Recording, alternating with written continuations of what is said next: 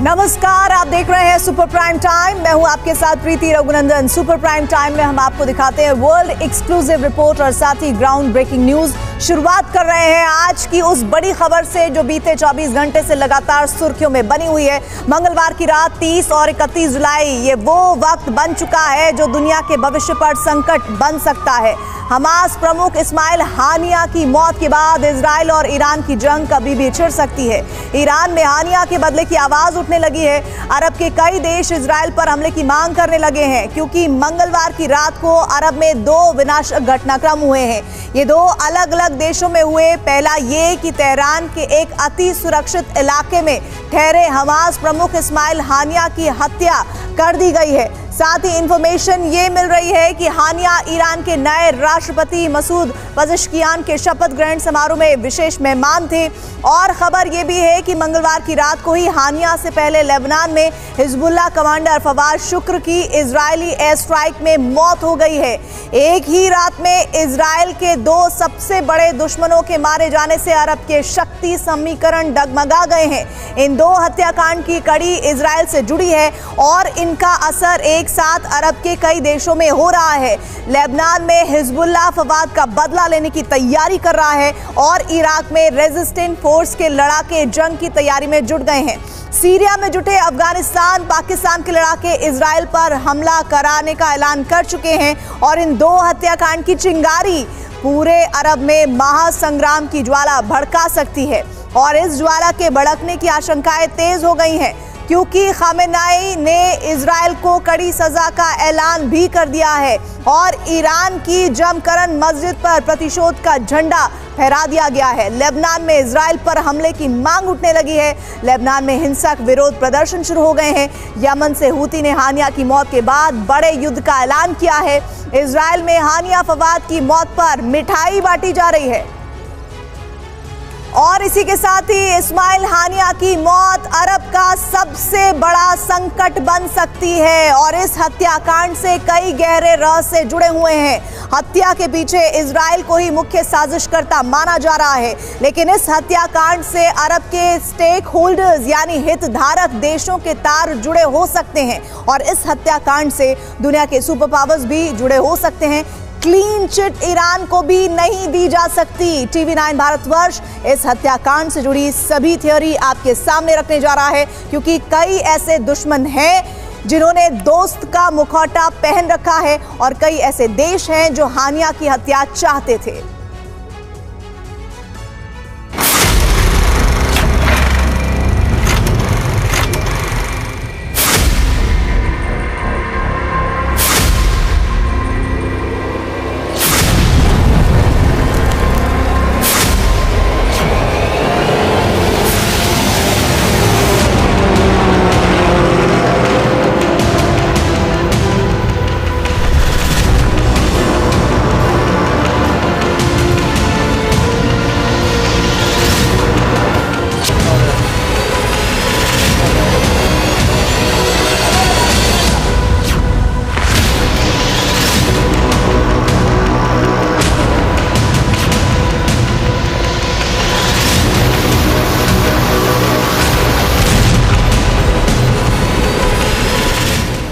Hamas प्रमुख इस्माइल हानिया की ये तस्वीरें तेहरान में रिकॉर्ड की गई और यही उसकी अंतिम तस्वीरें बन गई हैं।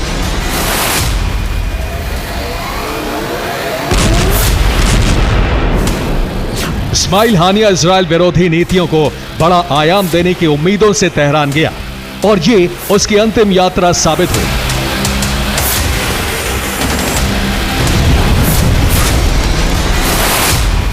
ये ईरान के सुप्रीम लीडर अली खामेनेई से हानिया की आखिरी बैठक की तस्वीरें हैं। इस बैठक में हानिया ने जो कुछ कहा वो सुनिए।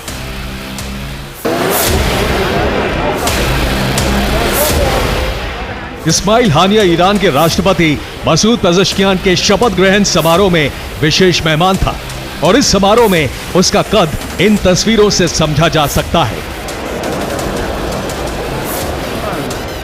तेहरान के सबसे खास समारोह में हीरो बने हानिया की मौत के बाद कई सवाल उठ रहे हैं।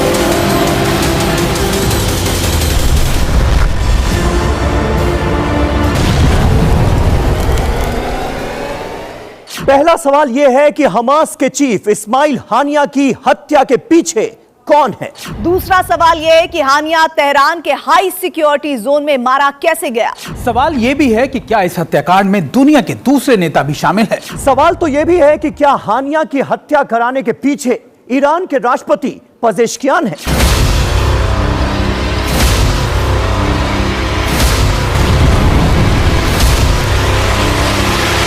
इजराइल को इस हत्याकांड का मास्टरमाइंड माना जा रहा है, लेकिन क्या अकेला इजराइल हत्या में शामिल है?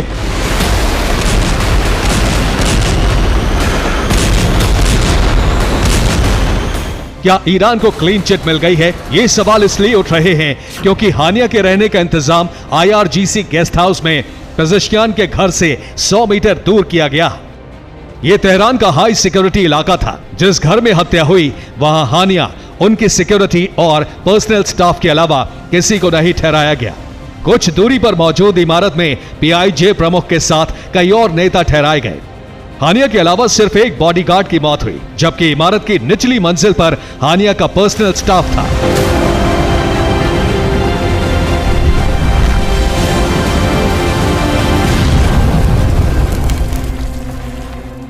तो क्या यह मुमकिन है कि तेहरान के हाई सिक्योरिटी जोन में हमलावर घर में घुस सकते हैं? क्या बिना सुरक्षा के समझौता किए बगैर क्या यह हत्या मुमकिन थी? लेकिन सवाल यह भी है कि ईरान के नए राष्ट्रपति आखिर हानिया की हत्या क्यों करवाएंगे?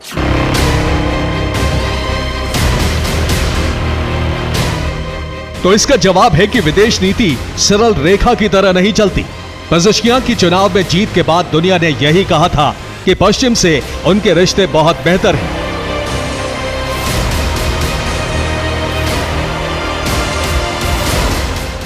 शपथ ग्रहण में पेजेश्कियान ने कहा कि मैं ईरान पर अत्याचारी प्रतिबंधों को हटाने का हर प्रयास करूंगा। मुझे भविष्य की बड़ी उम्मीद दिख रही है।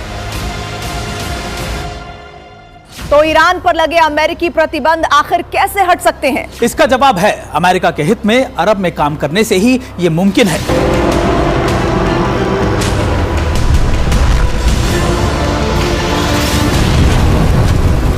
शक यह है कि हानिया की हत्या के लिए ईरान और अमेरिका के बीच बड़ी डील हो सकती है। अमेरिका अरब युद्ध नहीं चाहता और हानिया की मौत से इजराइल खुश है। ऐसे में गाजा युद्ध विराम हो सकता है। ईरान को अमेरिका से आर्थिक प्रतिबंधों में बड़ी छूट मिल सकती है। ईरान के परमाणु कार्यक्रम पर 7 देशों का प्रतिबंध हटाया जा सकता है। गाजा युद्ध में सीज फायर का श्रेय ईरान को मिल सकता है। ईरान गाजा युद्ध में सीधा मध्यस्थ बनकर फिलिस्तीनियों को बेहतर डील दिला सकता है।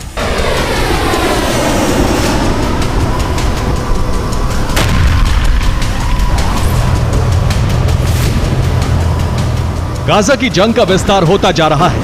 लेबनान से लेकर इजराइल तक बीते 1 महीने से धधक रहे हैं। ये सब गाजा की जंग की वजह से ही हो रहा है और गाजा की जंग रोकने के लिए इजराइल कैबिनेट का बड़ा वर्ग हिजबुल्लाह, लेबनान, फिलिस्तीन अथॉरिटी सहित हमास भी सहमत है।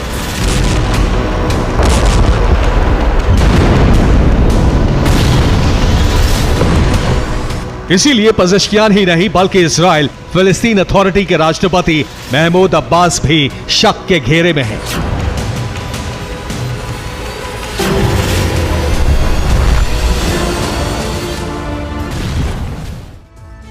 इस्माइल हानिया के मर्डर की दूसरी थ्योरी में ये 3 मुख्य चेहरे हैं। फिलिस्तीन अथॉरिटी के राष्ट्रपति महमूद अब्बास, अमेरिका के राष्ट्रपति जो बाइडेन और इजराइल के प्रधानमंत्री बेंजामिन नेतन्याहू।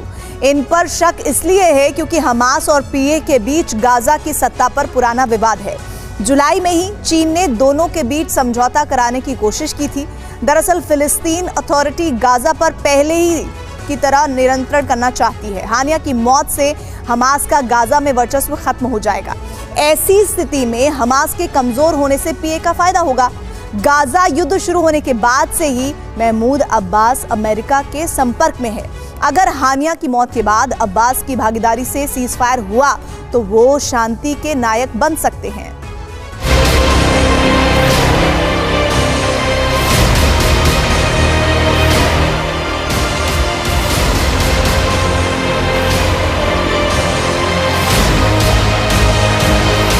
हानिया की हत्या में अंतर्राष्ट्रीय स्तर से लेकर तेहरान के स्पेशल एजेंट तक शामिल हो सकते हैं, क्योंकि हत्या का तरीका इसी तरफ इशारा कर रहा है। इस हत्याकांड में ईरान के डबल एजेंट भी शामिल हो सकते हैं। ईरान की IRGC में इजराइल और अमेरिका के कई डबल एजेंट हैं। इस्माइल हानिया को IRGC के सेफ हाउस में रखा गया था। हानिया का शव सेफ हाउस के बाथरूम में मिला। माना यह जा रहा है कि सेफ हाउस में घुसकर हानिया की हत्या की गई। इसका मतलब हत्या करने वाले को इमारत के बारे में पूरी जानकारी थी।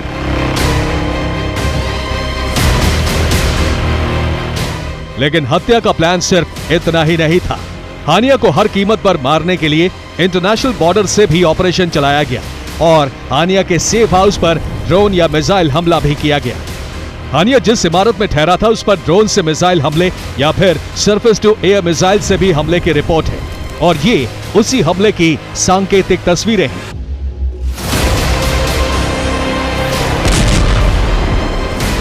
ईरान से सटे आर्मीनिया बॉर्डर पर मोसाद के कई सीक्रेट ठिकाने हैं। यहाँ इजराइल के हथियार और एजेंट्स दोनों तैनात हैं। आशंका है कि पहले हानिया के घर में घुसकर हत्या की गई, इसके बाद सेफ हाउस पर स्पाइक मिसाइल से पिन पॉइंट हमला किया गया।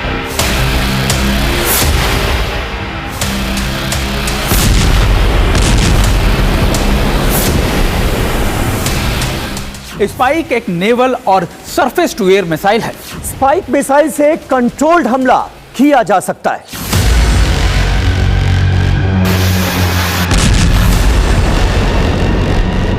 ये स्पाइक मिसाइल के कंट्रोल्ड हमले की तस्वीरें हैं। देखिए कैसे ये मिसाइल एक के ऊपर एक रखे कंटेनर पर हमला करती है और नीचे के हिस्से को बिल्कुल भी नुकसान नहीं पहुंचा।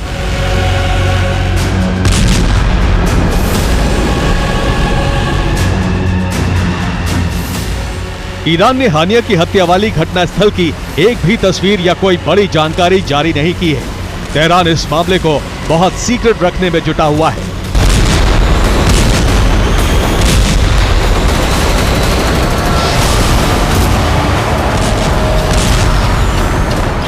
क्योंकि हानिया की मौत से अरब की शांति और अशांति दोनों जुड़ी है। उसकी मौत से विश्व युद्ध भड़कना और रुकना दोनों का कनेक्शन है।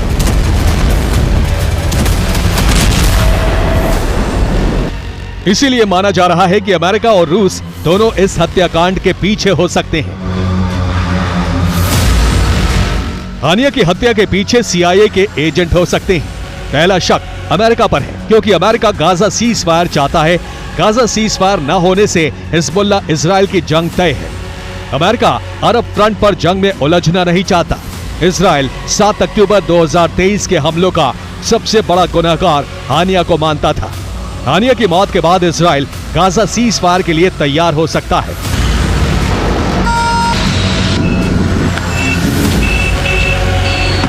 लेकिन यूक्रेन जंग में उलझा रूस ये नहीं चाहता कि अरब में शांति हो, क्योंकि अमेरिका का अरब फ्रंट पर उलझना उसके लिए फायदेमंद है।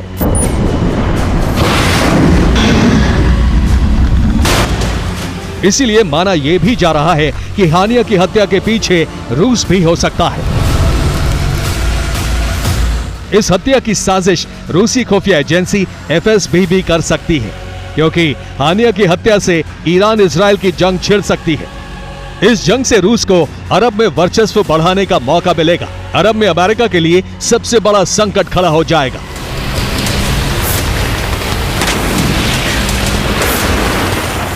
हानिया की हत्या के पीछे थ्योरी कई है, लेकिन अभी जो आसार नजर आ रहे हैं उससे अरब में महासंग्राम छिड़ने के संकेत मिलने लगे हैं। Bureau report, TV9 Bharatvarsh.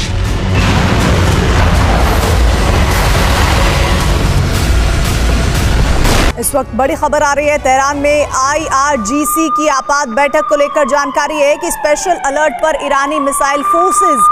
हानिया की मौत के बाद तेहरान में तनाव बरकरार है और ईरान में इजराइल पर हमले की मांग काफी ज्यादा तेज होने की जानकारी भी सामने आ रही है। इस बीच आपको एक बार फिर से बता दें, ये महत्वपूर्ण खबर ये कि ईरान में इजराइल पर हमले तेज करने की मांग हुई है। तेहरान में हमास चीफ इस्माइल हानिया का के मारे जाने के बाद अरब में महाविध्वंस की वजह इसे कहा जा सकता है कि बन जाए, क्योंकि हमास के प्रमुख हानिया बतौर मेहमान ईरान की राजधानी तेहरान पहुंचे थे नए राष्ट्रपति के शपथ ग्रहण समारोह में शामिल होने के लिए, मगर इजराइल ने तेहरान के हाई सिक्योरिटी जोन में मिसाइल हमले के जरिए इस्माइल हानिया को मौत के घाट उतार दिया। ऐसे में अब ईरान भड़का हुआ है। तेहरान में हानिया की मौत होने के बाद ईरान को कटघरे में खड़ा किया जा रहा है।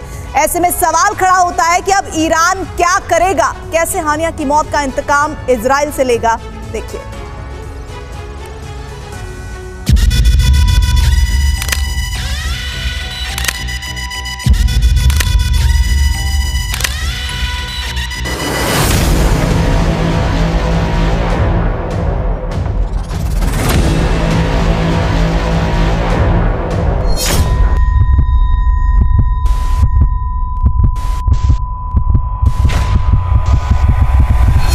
नौ महीने 23 दिन बाद ईरान की राजधानी तेहरान में इजरायली पीएम नेतन्याहू का इंतकाम पूरा हुआ। 9 महीने 23 दिन बाद हमास का प्रमुख मिसाइल हमले में मारा गया।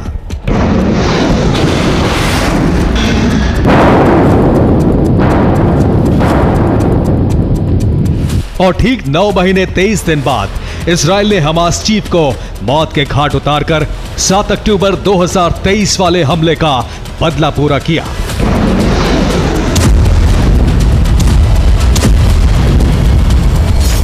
गौर करने वाली बात यह है कि हमास चीफ इस्माइल हानिया का शिकार इजराइल ने गाजा या फिर कतर में नहीं, बल्कि ईरान की राजधानी तेहरान के हाई सिक्योरिटी जोन में घुसकर किया।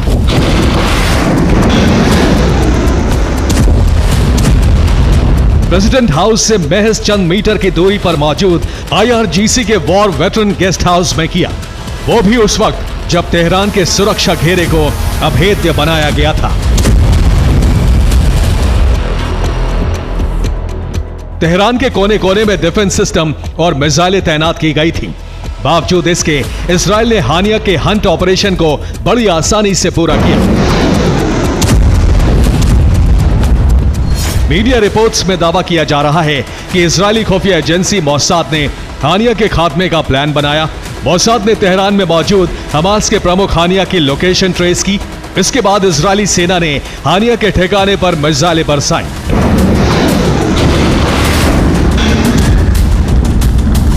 ऐसे में सवाल खड़ा होता है कि ईरान की राजधानी तेहरान के सबसे सुरक्षित ठिकाने या फिर सेफ जोन में हानिया पर हमला कैसे हुआ?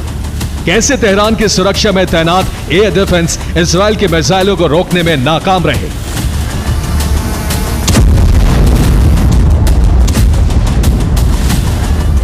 तो आपको बता दें कि मोसाद और इजरायली सेना ने हानिया के हंट ऑपरेशन का ऐसा विध्वंसक प्लान बनाया जिसे तोड़ पाना तो छोड़िए, उसकी भनक तक ईरान की खुफिया एजेंसी और IRGC को नहीं लगी।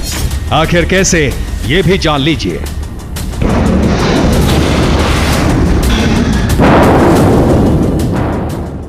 ईरान की राजधानी तेहरान के हाई सिक्योरिटी जोन यानी राष्ट्रपति भवन के पास हमास के चीफ इस्माइल हानिया को मारा गया, वो भी मिसाइल हमले में। आखिर कैसे, ये भी जान लीजिए।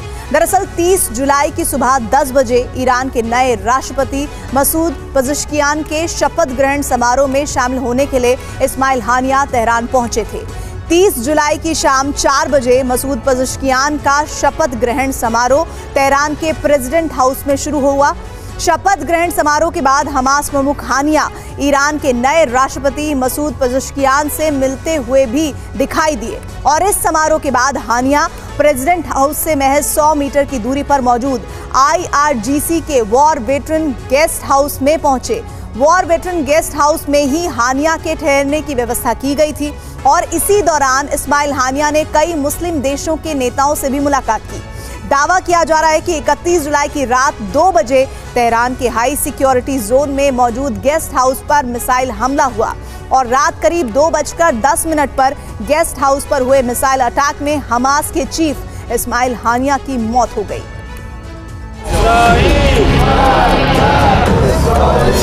गाजा पर हमले से पहले इजरायली पीएम नेतन्याहू ने हमास के खात्मे की सौगंध खाई थी। लेकिन बेंजामिन का ये प्रण अब पूरा होने के बजाय पहले से ज्यादा चुनौतीपूर्ण होता जा रहा है, क्योंकि एक तरफ गाजा में आईडीएफ ताबड़तोड़ हमले कर रही थी, जिससे इजराइल के खिलाफ ग्लोबल विरोध बढ़ता जा रहा था। वहीं कुछ मीडिया रिपोर्ट्स में यह दावा किया जा रहा था कि हमास की टॉप लीडरशिप गाजा से फरार हो चुकी है, वो अरब के देशों को अपना खुफिया ठिकाना बना चुकी है। और उन्हीं में से एक था इस्माइल हानिया, जो हमास की राजनीतिक विंग का प्रमुख था।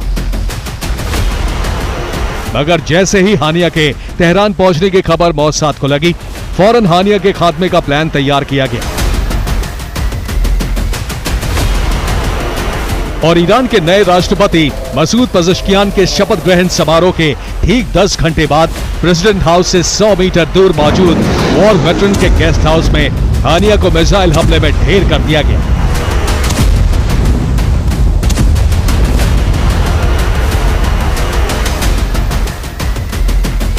हानिया के खात्मे की खबर के बाद ईरान समेत पूरी दुनिया में सनसनी फैल गई। ईरान की सरकार और सेना पर भी सवाल खड़े किए जाने लगे, क्योंकि हानिया बतौर मेहमान तेहरान पहुंचे थे। वो राष्ट्रपति के शपथ ग्रहण समारोह में शामिल होने पहुंचे थे। ऐसे में आशंका जताई जाने लगी है कि आखिर तेहरान के हाई सिक्योरिटी जोन में हानिया की हत्या कैसे हुई। प्रेसिडेंट हाउस से 100 मीटर दूर इजराइल ने मिसाइल कैसे दागी। हानिया की हत्या से जुड़ा इनपुट खुफिया एजेंसी को क्यों नहीं मिला। इस्माइल हानिया की हत्या में ईरान के विरोधी गुटों का भी हाथ है। तेहरान का डिफेंस सिस्टम इजरायली मिसाइलों को रोकने में नाकाम कैसे रहा।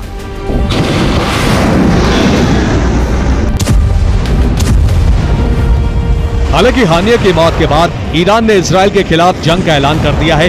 इतना ही नहीं, ईरान के कौम शहर में मौजूद जामकरन मस्जिद पर ईरान ने लाल झंडा भी फहराया, जो सीधे सीधे महायुद्ध का सूचक है। वहीं हमास चीफ हानिया की मौत के बाद अरब में महाजंग की भी चिंगारी भड़क सकती है और इसके संकेत अलग अलग देशों और संगठनों के बयानों से मिल रहे हैं। दरअसल हानिया की मौत के बाद हानिया की मौत की बड़ी कीमत इजराइल को चुकानी होगी। हमास चीफ हानिया पर हुए कायरतापूर्ण हमले का बदला लेंगे। इजराइल ने गाजा जंग को अरब में फैलाने की कोशिश कर दी है। हमास के प्रमुख हानिया की मौत बिल्कुल स्वीकार नहीं है। जिस तरह हानिया की हत्या हुई, हम उसका विरोध करते हैं। रूस, चीन, तुर्की के साथ ईरानी प्रॉक्सी भी अब इजराइल के खिलाफ खड़े हो चुके हैं। हालांकि अमेरिका ने फिर ऐलान किया है कि वो हर हाल में इजराइल की सुरक्षा करेगा। अमेरिका का यह बयान इस बात का संकेत है कि अगर इजराइल पर हमला हुआ तो अमेरिका भी इस जंग में खुद को झोंक देगा, क्योंकि दावा किया जा रहा है कि हानिया की मौत के बाद ईरान के सुप्रीम लीडर खमेनी ने IRGC की बैठक ली, जिसमें इजराइल पर आक्रमण का ब्लूप्रिंट तैयार किया गया। इतना ही नहीं, ईरानी प्रॉक्सी के जरिए इजराइल पर चौतरफा हमले की भी तैयारी शुरू हो चुकी है। मतलब ये है कि हानिया को लेकर अरब में महायुद्ध की बिसात बिछ चुकी है। अब ये देखना होगा कि ईरान कैसे पलटवार करता है। Bureau report, TV9 Bharatvarsh. इस वक्त एक बड़ी जानकारी आ रही है। इजरायली सुरक्षा कैबिनेट की आपात बैठक को लेकर IDF पर प्रॉक्सी के बड़े हमलों का खतरा लगातार बरकरार है। IDF ने डिफेंस सिस्टम की तैनाती को बढ़ा दिया है। एक बार फिर से आपको यह बड़ी खबर बता दें। दरअसल जानकारी है कि इजरायली सुरक्षा कैबिनेट की आपात बैठक चल रही है और IDF पर प्रॉक्सी के बड़े हमले का खतरा बरकरार है और इधर IDF ने डिफेंस सिस्टम की तैनाती बढ़ाई है। इस्माइल हानिया की मौत के बाद इजराइल ईरान में तनाव बढ़ रहा है। एक बड़े टकराव का अंदेशा है। इस साल दूसरी बार है जब दोनों देशों के बीच विध्वंसक युद्ध के आसार बने हैं।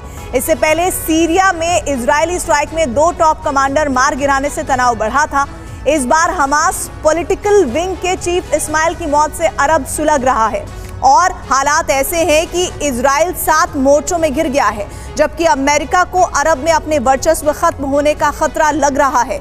ईरानी प्रॉक्सी ने युद्ध का ऐलान कर दिया है। अब इजराइल की बारी है कि वो कैसे पलटवार करता है।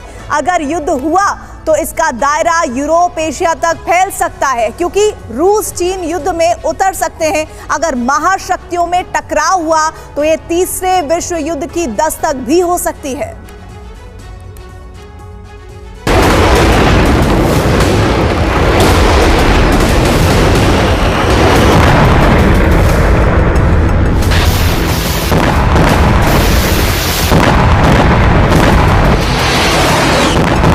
इजराइल की तबाही का ब्लूप्रिंट तैयार हो चुका है।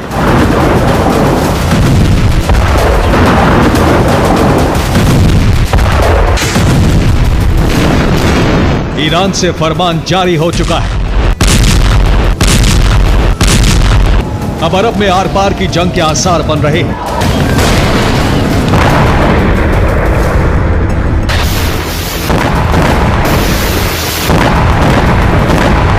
या तो इजराइल का सर्वनाश हो जाएगा या फिर ईरानी प्रॉक्सी का संपूर्ण खात्मा होकर रहेगा।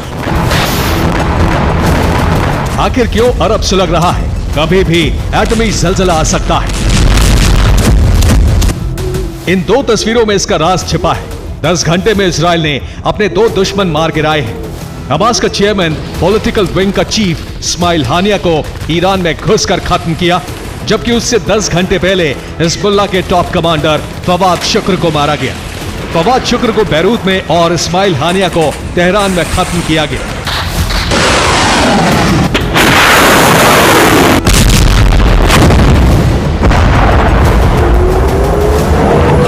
घंटे में इजराइल ने 2 टॉप कमांडर को मारकर बता दिया कि वो रुकने वाला नहीं है। हमास और हिजबुल्लाह की टॉप लीडरशिप को खत्म करके ही दम लेगा। इजराइल के इस आक्रामक तेवर के बाद मुस्लिम देशों का गुस्सा बढ़ता जा रहा है। खास करके ईरान और तुर्की ने ऐलान कर दिया है कि इजराइल को इसका अंजाम भुगतना पड़ेगा। अगर इजराइल के खिलाफ इस्लामिक देश एकजुट हुए तो पश्चिमी देशों को इजराइल का साथ देने के लिए युद्ध में उतरना पड़ सकता है।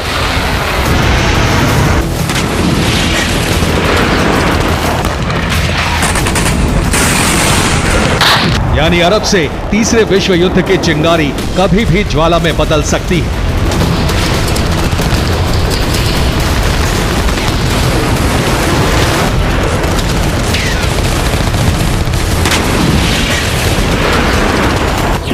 एक तरफ इजराइल, अमेरिका, ब्रिटेन, फ्रांस और दूसरे नेटो देश साथ आ सकते हैं। दूसरी तरफ ईरान, लेबनान, यमन, तुर्की के साथ चीन, रूस आ सकते हैं।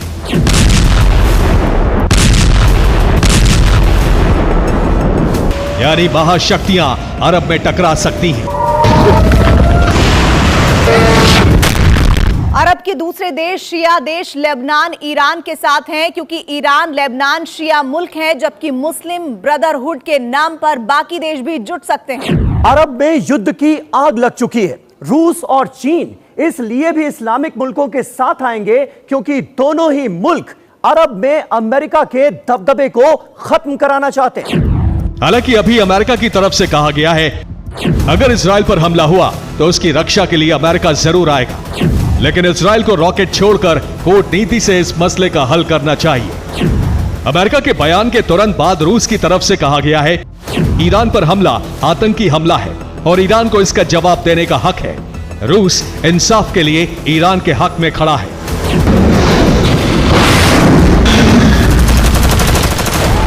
इस बीच ईरानी प्रॉक्सी गुटों का खून उबाल मार रहा है।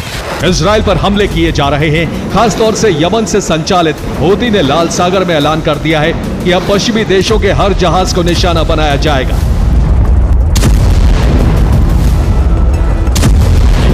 इसके अलावा सीरिया, इराक में अमेरिकी सैन्य ठिकानों पर हमले की तैयारी की जा रही है।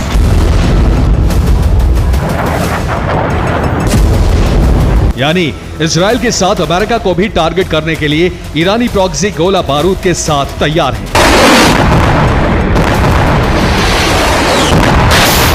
इराकी मिलिशिया ग्रुप अल नुस्बा ने कहा है हिजबुल्लाह की मदद के लिए अपने लड़ाके भेज रहा है, जिससे इजराइल पर भीषण हमले किए जा सके।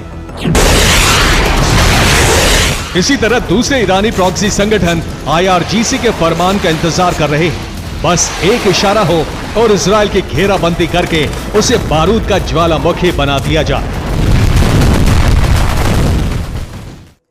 दरअसल इजराइल पर 7 फ्रंट से हमला हो सकता है। पहला और सबसे हमलावर फ्रंट लेबनान बन चुका है, जहां से हिजबुल्ला हमले कर रहा है। दूसरे फ्रंट पर वेस्ट बैंक से इजराइल पर हमले हो रहे हैं, वहां से हिजबुल्ला की मदद कर रहा इस्लामिक जिहाद ग्रुप हमले कर रहा है। तीसरे फ्रंट गाजा में इजराइल पिछले 11 महीने से उलझा है, जहां हमास लड़ाके घात लगाकर हमला कर रहे हैं। यमन फ्रंट पर हूती आक्रामक है, जिसने लाल सागर में पश्चिमी देशों के कारोबारी जहाजों को टारगेट किया हुआ है। पांचवा फ्रंट ईरान है, जो कभी भी इजराइल पर मिसाइल स्ट्राइक कर सकता है। छठा फ्रंट इराक से कताइब हिजबुल्ला भी हमले की तैयारी कर रहा है, जबकि 7वें फ्रंट सीरिया में बद्र ऑर्गेनाइजेशन ने अमेरिका सैन्य ठिकानों को टारगेट कर लिया है। इजराइल पर कभी भी हमला हो सकता है, इसका ऐलान हो चुका है। इस्माइल हानिया की मौत के कुछ घंटों बाद मस्जिद जमकरान पर लाल झंडा लगा दिया गया है, जो बदले का प्रतीक है। इसी तरह ईरानी कमांडर सुलेमानी की मौत के वक्त भी झंडा लगाया गया था।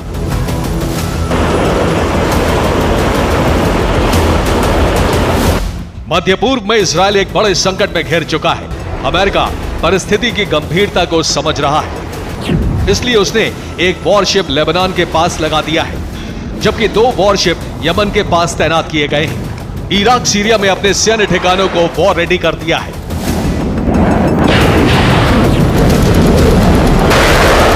लगातार ईरानी प्रॉक्सी धमकी दे रहे हैं, हमले भी कर रहे हैं, जबकि इजराइल लगातार लेबनान, गाजा और वेस्ट बैंक पर हमले कर रहा है। इस बीच इजराइल के रक्षा मंत्री योव गैलेंट ने मिसाइल साइट का निरीक्षण किया और मिसाइलों को अलर्ट मोड पर डालने का फरमान जारी कर दिया। हमास ने कहा है, हम युद्ध का ऐलान करते हैं, बदला लेकर रहेंगे।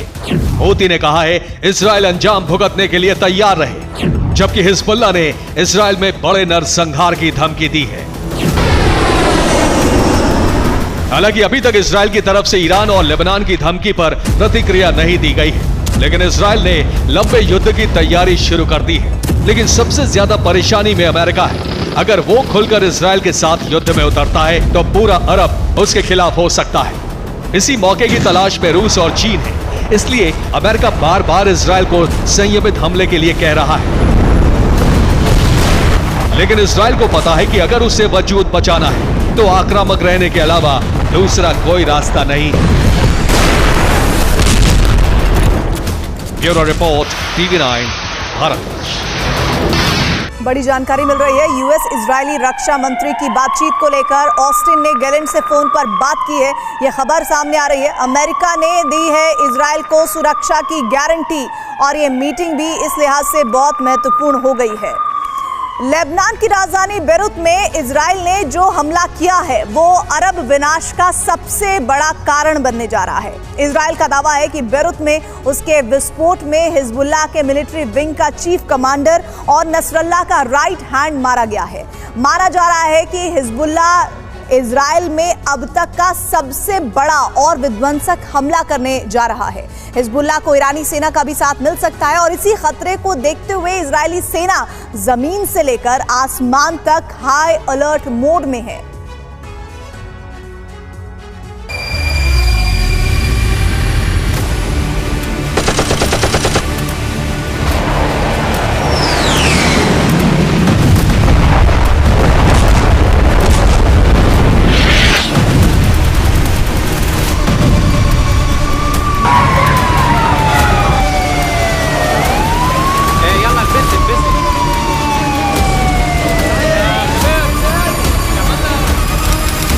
तारीख 30 जुलाई 2024, जगह लेबनान की राजधानी बेरूत।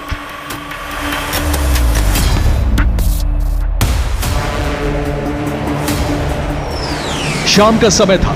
बेरूत के अल हरीक इलाके में आसमान से मिसाइल आई, बिल्डिंग को हिट किया, इमारत के कई फ्लोर तबाह हो गए और इसी के साथ लेबनान की राजधानी बेरूत में इजराइल को बहुत बड़ी सफलता मिल गई। हिजबुल्लाह को अब तक का सबसे बड़ा नुकसान पहुंच गया।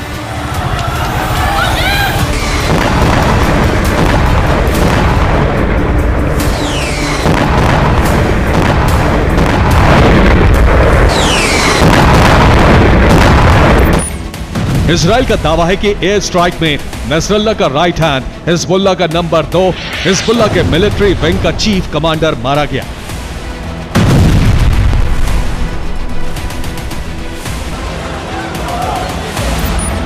इजराइल हिजबुल्लाह के जिस कमांडर को खत्म करने का दावा कर रहा है वो कौन था? इजराइल का ये हमला अरब विनाश का कारण क्यों और कैसे बनने जा रहा है, ये सब आपको बताएंगे। लेकिन सबसे पहले देखिए इजराइल ने बैरूत के साथ साथ हिजबुल्लाह को कैसे दहला दिया।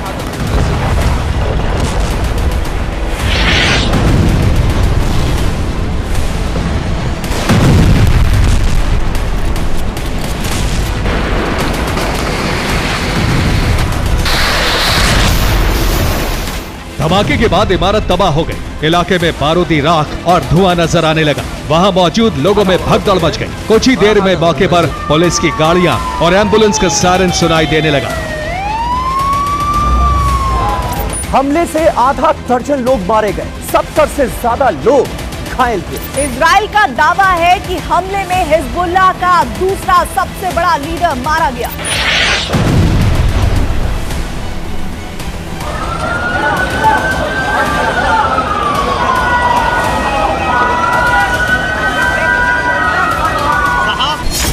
फुआद शुक्र हिजबुल्लाह के मिलिट्री विंग जिहाद काउंसिल का चीफ कमांडर था। वो हिजबुल्लाह के स्ट्रैटेजिक यूनिट का हेड था। हसन नसरल्लाह का राइट हैंड था। नसरल्लाह का चीफ सलाहकार मिलिट्री ऑपरेशन का हेड भी था। इतना ही नहीं, फुआद शुक्र ही वो मास्टरमाइंड था जिसने 27 मई को मस्जिद अल शम्स हमले की प्लानिंग की थी। आईडीएफ ने ऐलान किया है कि फुआद शुक्र को मौत के घाट उतारकर उसने मस्जिद अल शम्स में हुए बाल संहार का बदला ले लिया है। इजराइल दावा कर रहा है कि फुआद शुक्र मारा जा चुका है, लेकिन हिजबुल्लाह के सूत्रों और कई देशों की मीडिया का कहना है कि हमले में फुआद शुक्र बाल बाल बच गया। रूसी न्यूज एजेंसी स्पुतनिक ने हिजबुल्लाह से जुड़े सूत्रों के हवाले से लिखा है कि शुक्र की हत्या का प्रयास विफल रहा। लेबनानी मीडिया हाउस अल मायादीन की रिपोर्ट है कि हमले के वक्त फुआद शुक्र बिल्डिंग में नहीं था। अल जजीरा की रिपोर्ट में भी कहा गया है कि फुआद शुक्र जिंदा है। इजराइल की कुछ मीडिया हाउस भी फुआद के बाल बाल बच जाने की बात कर रही है। फुआद शुक्र जिंदा है या मारा गया, ये अब तक रहस्य बना हुआ है। इसका सच अब तक दुनिया के सामने नहीं आ सका है। हिजबुल्लाह की तरफ से हमले को लेकर एक बयान आया है जिसमें कहा गया है कि हमले के वक्त फुआद शुक्र बिल्डिंग में मौजूद था, लेकिन हिजबुल्लाह ने इस बात की पुष्टि नहीं की कि फुआद शुक्र मारा गया या बच गया। सवाल यही है कि आखिर फुआद शुक्र को लेकर जो सच है उसे हिजबुल्लाह क्यों छिपा रहा है? क्या इसके पीछे हिजबुल्लाह की कोई नई चाल है? इस सवाल का आधिकारिक जवाब अब तक सामने नहीं आया है। लेकिन मोसाद से जुड़े सूत्रों के मुताबिक हिजबुल्लाह इजराइल के तेल अवीव, हाइफा और हदेरा में बहुत बड़े हमले की तैयारी कर रहा है। इजराइल में किसी भी वक्त बड़े हमले की संभावना इसलिए प्रबल है क्योंकि बैरूत में इजराइल के हमले के बाद हिजबुल्लाह के साथ साथ लेबनान के लोगों में भी गुस्सा है। बैरूत समेत लेबनान के तमाम शहरों में ये गुस्सा हमले के बाद लगातार दिख रहा है। जगह जगह भीड़ सड़कों पर इकट्ठा होकर नारेबाजी कर रही है। लोग इजराइल में बड़े हमले की मांग कर रहे हैं। आक्रोशित भीड़ बदला लेने की मांग कर रही है। इस बीच हिजबुल्लाह लीडर अली अम्मार ने कहा है कि इजराइल को इस हमले की बड़ी कीमत चुकानी पड़ेगी। लेबनान के विदेश मंत्री बू हबीब ने कहा है कि हिजबुल्लाह ऐसा बदला लेगा कि इजराइल की पीढ़ियां याद रखेंगी। जाहिर है इजराइल में हिजबुल्लाह का ऑपरेशन कभी भी शुरू हो सकता है। हमले की आशंका को देखते हुए इजराइल ने तेल अवीव और हाइफा में रेड अलर्ट जारी कर दिया है। इजरायली मीडिया के मुताबिक हाइफा के अस्पतालों को भी अलर्ट पर रखा गया है। इजराइल को डर है कि हिजबुल्लाह हाइफा पर हमला करेगा। हमले को रोकने के लिए इजराइल ने एयर डिफेंस सिस्टम को एक्टिव कर दिया है। इसके साथ ही एयरपोर्ट को भी हाई अलर्ट पर रखा गया है। इतना ही नहीं, उत्तरी इजराइल के एयर स्पेस को भी बंद कर दिया गया है। लोगों को भी सावधान रहने और होम कमांड के निर्देशों का पालन करने के लिए कहा गया है। इजराइल में ये सब इसलिए हो रहा है क्योंकि हिजबुल्लाह के पास जमीन, आसमान और समंदर से भी हमला करने की ताकत है। हिजबुल्लाह इजराइल को जल, थल और नभ से विस्फोट कर दहला सकता है। यही वजह है कि इजराइल एक के बाद एक कई एहतियात बरत रहा है। आईडीएफ प्रवक्ता डैनियल हैगरी ने कहा है कि इजराइल जंग नहीं चाहता। लेकिन इसके लिए तैयार भी है। इतना ही नहीं, नेतन्याहू ने अपने मंत्रियों को हमले पर बयान नहीं देने को कहा है। अमेरिका ने ऐलान किया है कि वो हर हाल में इजराइल की रक्षा करेगा। इसी के साथ अमेरिकी युद्धपोत लेबनान पहुंच गया है। कतर से अमेरिका का कार्गो प्लेन इजराइल पहुंच गया है। ब्रिटेन ने अपने युद्धपोत को भूमध्य सागर में तैनात कर दिया है। अमेरिका और ब्रिटेन ने यह तैयारी हिजबुल्लाह के हमलों से इजराइल को बचाने के लिए की है। अब माना जा रहा है कि इजराइल से बदला लेने के लिए ईरान लेबनान को ही फ्रंट बना सकता है। Bureau report, TV9 Bharatvarsh. बड़ी खबर इस वक्त ये मिल रही है कि हानिया केस में ईरान की पड़ताल जारी है। हानिया की हत्या नरसंहार या साजिश, इसको लेकर जानकारियां जुटाई जा रही हैं। तेहरान में बड़े हमले की तैयारी थी। ईरान की तरफ से ये इंफॉर्मेशन भी कंफर्म हो रही है और साजिश करने वालों को कड़ा जवाब ईरान की तरफ से दिया जाएगा। इस बात का ऐलान भी ईरान ने किया है। इजराइल का सबसे बड़ा दुश्मन इस्माइल हानिया मारा जा चुका है, लेकिन हानिया की मर्डर मिस्ट्री से जुड़े कई मामलों में कई सवालों के जवाब मिलना अभी बाकी है। इसमें सबसे बड़ा सवाल इजराइल के ऑपरेशन को लेकर है। अब तक ये सामने नहीं आया कि हानिया की हत्या कैसे की गई। वो कौन सा हथियार था जिसके बारूद ने इस्माइल हानिया की जान ली, और इसे लेकर कई दावे किए जा रहे हैं। इन्हीं दावों की पड़ताल करती है हमारी ये रिपोर्ट।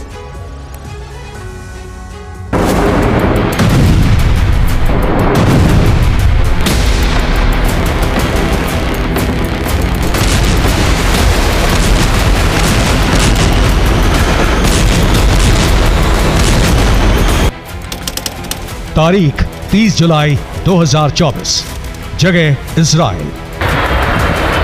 कतर के अल उदेद एयरबेस से उड़ान भरकर अमेरिकी कार्गो प्लेन इजराइल के हाइफा एयरबेस पर लैंड करता है।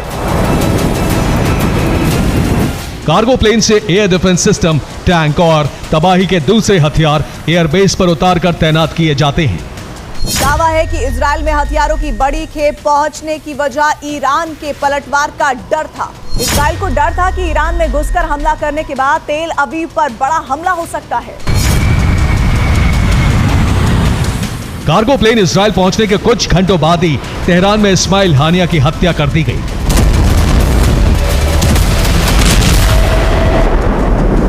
हमास लीडर इस्माइल हानिया की मौत पिन पॉइंट टारगेटेड हमले में हुई, यानी नुकसान सिर्फ उस जगह पर हुआ जहां इजराइल चाहता था, वो भी एक बेहद सीमित इलाके में।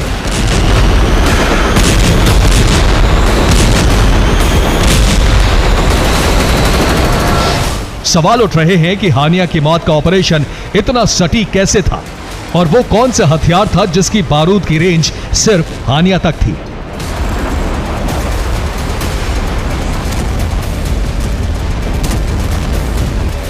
हानिया की मौत का ऑपरेशन कैसे अंजाम दिया गया, इसे लेकर 4 अलग अलग दावे किए जा रहे हैं।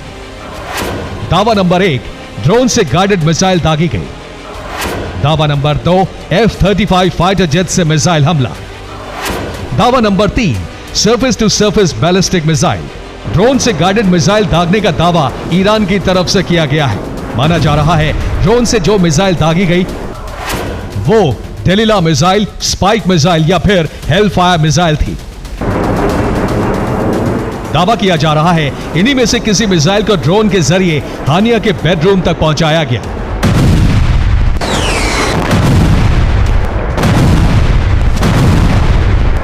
इस ऑपरेशन के लिए डेलिला मिसाइल को चुनने के पीछे एक बड़ी वजह हो सकती है। वो वजह क्या है, इस वीडियो से समझिए।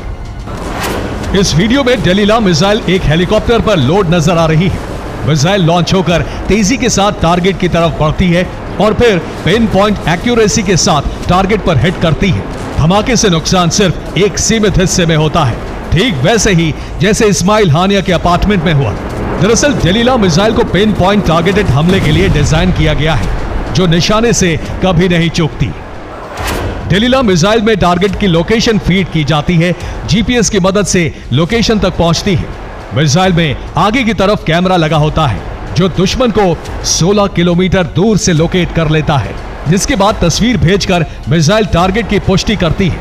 हमले का आदेश मिलने के बाद टारगेट को हिट करती है।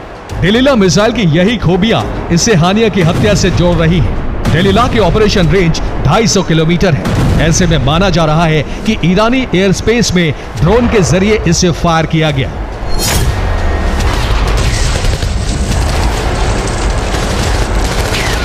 डेलीला के अलावा शक है कि इस्माइल की हत्या में हेल फायर और स्पाइक मिसाइल से डेडली कॉम्बो अटैक किया गया।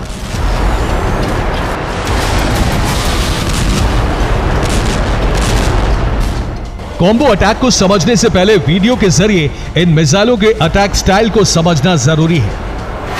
ये हेल फायर मिसाइल का एनिमेशन है। इसमें कई ब्लेड लगे होते हैं जो लेजर को फॉलो करके टारगेट को हिट करते हैं, जैसा कि एनिमेशन में दिखाया गया है। मिसाइल के अंदर से चाकू जैसे ब्लेड्स निकलते हैं। इससे टारगेट पर सीधा निशाना लगता है।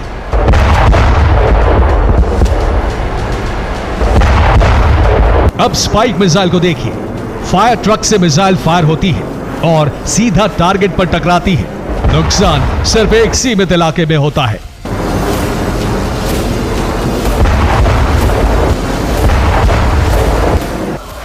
माना जा रहा है कि पहले हानिया पर हेल फायर मिसाइल दागी गई, इसके बाद स्पाइक मिसाइल से अटैक किया गया ताकि इस्माइल हानिया के जिंदा रहने की कोई गुंजाइश बाकी ना रहे। हालांकि लेबनीज मीडिया की माने तो यह हमला एक surface to surface ballistic missile से किया गया, जिसे किसी पड़ोसी देश से दागा गया था। दावा है कि मिसाइल आर्मीनिया ईरान के बॉर्डर से दागी गई। माना जाता है कि यहां मोसाद का मजबूत बेस है, यहीं से इस्माइल हानिया पर बैलिस्टिक मिसाइल दागी गई। मिस्ट्री सिर्फ हानिया के डेथ वेपन को लेकर ही नहीं, हत्या की लोकेशन को लेकर भी बड़ी साजिश की खबरें सामने आ रही हैं। हानिया की हत्या के ऑपरेशन में इजराइल दिसंबर 2023 से ही लगा हुआ था। हानिया की हत्या के लिए मोसाद ने एजेंट्स की टीम लगा रखी थी, लेकिन कतर के बजाय ईरान में ही हानिया की हत्या क्यों की गई? इसके पीछे इजराइल ने बहुत बड़ा षड्यंत्र रचा था। दरअसल ऑपरेशन अल अक्सा फ्लड के बाद अरब में सुन्नी और शिया मिलिटेंट संगठन एकजुट हो गए थे। शिया सुन्नी संगठनों में फूट डालने के लिए ईरान में ऑपरेशन को अंजाम दिया गया। इजराइल का प्लान था कि हानिया की हत्या तेहरान में की जाए ताकि उसका शक ईरान के एंटी सुन्नी शिया संगठनों पर जाए और शिया सुन्नी एकता में फूट पड़े, गृह युद्ध जैसे हालात पैदा हो जाएं। हालांकि इजराइल का यह प्लान नाकाम होता दिख रहा है। अरब के सभी संगठन इजराइल को इस हत्याकांड का दोषी मान रहे हैं। वहीं ईरान के प्रॉक्सी संगठनों ने इजराइल के खिलाफ बड़े युद्ध की तैयारी कर ली है। Bureau report, TV9 Bharatvarsh. हानिया की हत्या पर एक थ्योरी ये भी है कि उसका खात्मा किसी और ने नहीं बल्कि हमास ने ही किया। दावा किया जा रहा है कि गाजा में हमास चीफ याह्या सिनवार ने ही इस्माइल हानिया की साजिश रची। सवाल है कि आखिर ये दावा कितना सच है। उससे बड़ा सवाल ये है कि आखिर इस थ्योरी के पीछे वजह क्या है।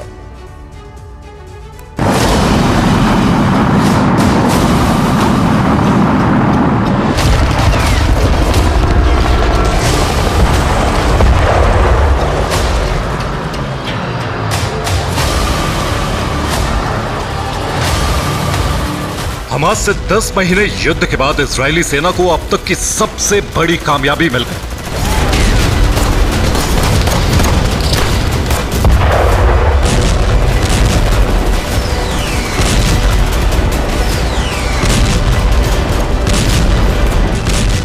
ईरान की राजधानी तेहरान में धमाका हुआ और हमास का सबसे बड़ा लीडर इस्माइल हानिया मारा गया।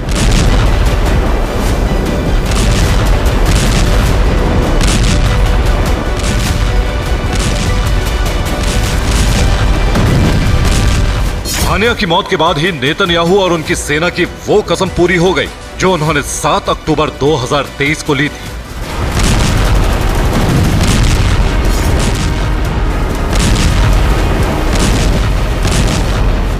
लेकिन सवाल यही है कि क्या हानिया को इतनी आसानी से मौत के घाट उतारना संभव था, खासकर तब जब वो ईरान की राजधानी तेहरान में हाई सिक्योरिटी जोन में था। ये वो सवाल है जिसको लेकर एक साथ कई थ्योरी सामने आ रही हैं।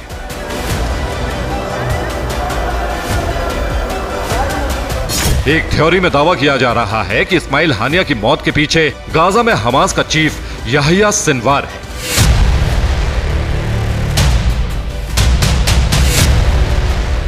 इस्माइल हानिया 2017 से गाजा से निर्वासित था।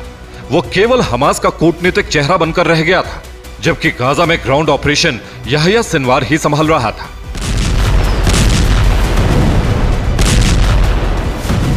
मतलब ये कि याहिया सिनवार ही गाजा में रहकर इजराइल से जंग लड़ रहा था, लेकिन फंड खर्च करने और सीज फायर पर उसे हानिया के निर्देश मानने पड़ रहे थे। इसीलिए दावा किया जा रहा है कि हानिया की मौत के पीछे सिनवार का हाथ हो सकता है।